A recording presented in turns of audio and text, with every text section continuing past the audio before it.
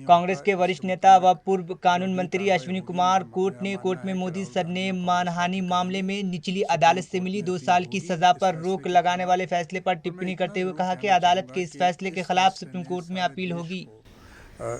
दुखद किया था और ये फैसला दुखद है।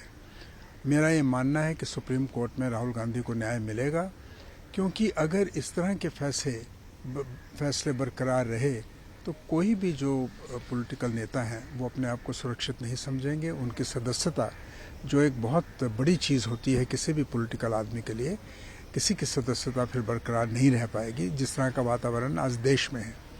मैं उम्मीद करता हूं बतौर एक वकील के कि सुप्रीम कोर्ट देश की भावना का और कानून का सही संज्ञान लेते हुए इस पर अपना निर्णय देंगे, मगर क्योंकि न्यायपालिका का फैसला हम सब पर बाध्य है, इसलिए हमें सुप्रीम कोर्ट के फैसले का इंतजार करना होगा।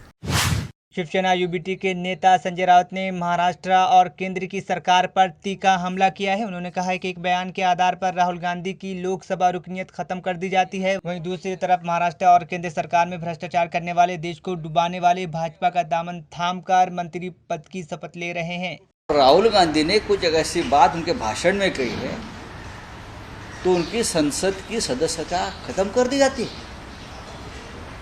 और यहाँ मनी लॉन्ड्रिंग वाले, शुगर फैक्ट्रीज लूटने वाले,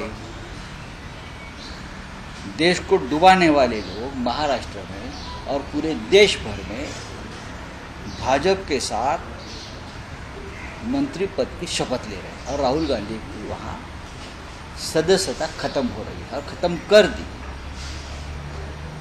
ये कोई समान नागरिक कानून नहीं है। जिस इंडियन सिविल कोड की आप बात कर रहे हो, ये कोई समान कानून या समता की बात नहीं है। कानून में ये इम्बैलेंस है।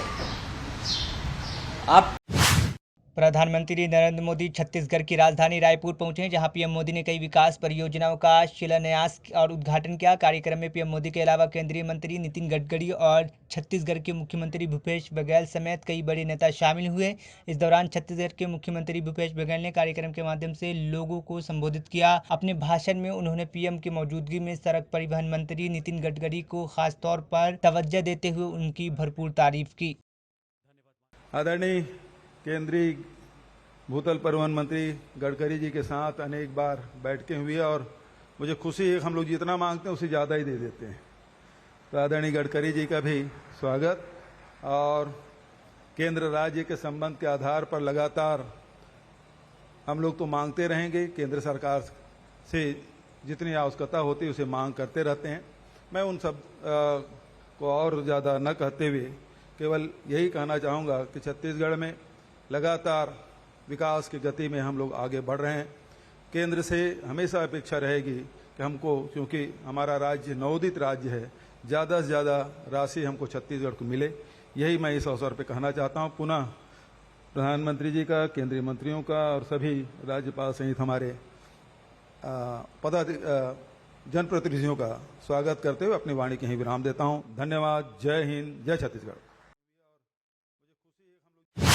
मोदी अपनाम वाली टिप्पणी को लेकर आपराधिक मानहानि मामले में कांग्रेस नेता राहुल गांधी को दोष सिद्धि पर रोक लगाने के अनुरोध संबंधी याचिका गुजरात हाई कोर्ट ने खारिज कर दिया है। उनकी सजा बरकरार रहेगी। जज हेमंत की अदालत ने सुबह 11 बजे फैसला सुनाया। इसे लेकर कांग्रेस नेता पवन बंसल ने बीजेपी पर तंज कसा है। न्यायपालिका की इज्जत करते हैं, उसका कदर करते हैं, लेकिन हम ये मानते हैं कि ये फैसला कानूनन और तथ्यों पे दोनों पे ये गलत फैसला है।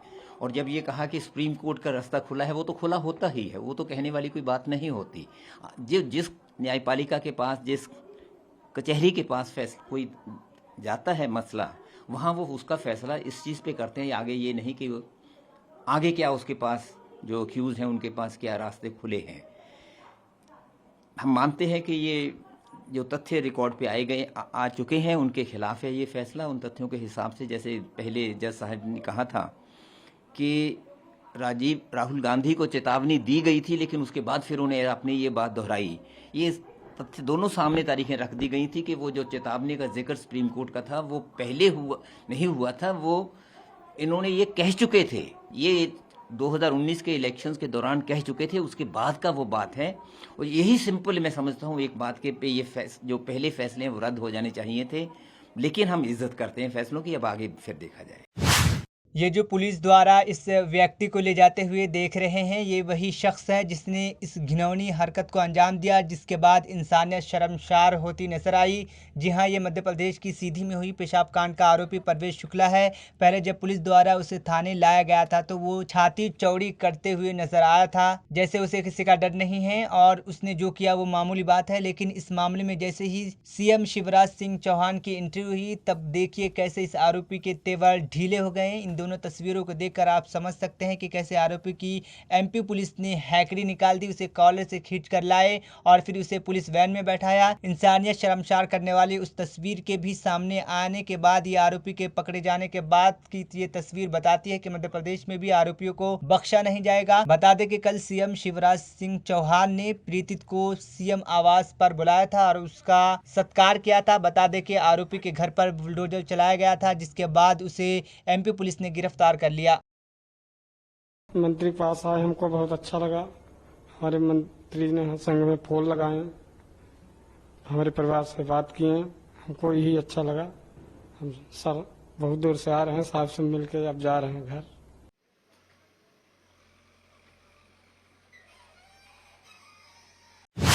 लालू यादव ने हाल ही में बयान दिया था कि पीएम को पत्नी के बिना आवास में नहीं रहना चाहिए। उनका ये बयान काफी चर्चे में आया था। इस पर अब जेडीयू नेता राजीव रंजन प्रसाद ने अपनी प्रतिक्रिया दी है। आवास में रहना गलत है। देखिए, लालू जी मजाकिया शैली में कई बातें कहते हैं, उनका कोई राजनीतिक निहितार्थ नहीं निकाला जाना चाहिए। आज चूंकि इतना बोझिल वातावरण नरेंद्र मोदी जी के नेतृत्व में भारतीय जनता पार्टी ने देश में बना रखा है कि आज हल्के फुल्के संवाद कहीं न कहीं वातावरण को ठंडा बनाते हैं, और इसीलिए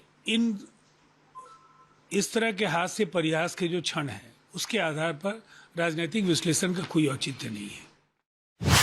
मणिपुर हिंसा पर बात करते हुए कांग्रेस के नेता मनीष तिवारी ने कहा, जो हो रहा है वो त्रासदी है। पीएम को वहां जाना चाहिए, उस पर बोलना चाहिए था। इस बात को हम बार बार संसद में उठाते रहेंगे। अमेरिका के राजदूत पर उन्होंने कहा कि भारत में कई चुनौतियां आई, पर भारत ने कभी भी अपने आंतरिक मामले में किसी भी बयान की सराहना नहीं की। इस पर एक नकारात्मक दृष्टि से ही देखा है। हमने कभी भी अमेरिका को ये नहीं कहा कि वो हमसे सीख ले। कि वहाँ पे जो स्टेट है वो एग्जिस्ट ही नहीं करती है, तो शायद वो गलत नहीं होगा, और इसलिए हम संसद में इस चीज़ को निरंतर और लगातार उठाएंगे।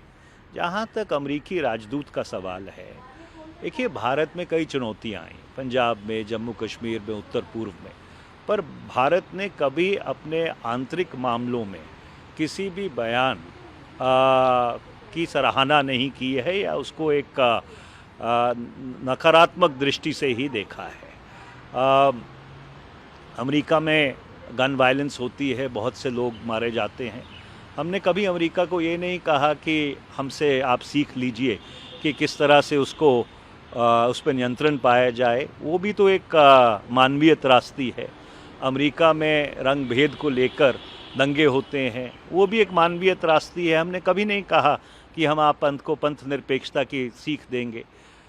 मुझे याद है कि 1990 के दशक में जब श्रीमती रॉबिन राफल बहुत जम्मू कश्मीर के ऊपर उग्र रहती थी, तो जो अमेरिकी राजदूत रहे 2-3 राजदूत जो रहे यहाँ पे वो बहुत ही संयम से अपने बयान देते थे, बहुत ही एक नपे तुल्य शब्दों का इस्तेमाल करते थे। तो शायद जो नए अमेरिकी राजदूत आए हैं, जो भारत अमेरिका रिश्तों का इतिहास रहा है, उसको उनको संज्ञान में लेना ज़रूरी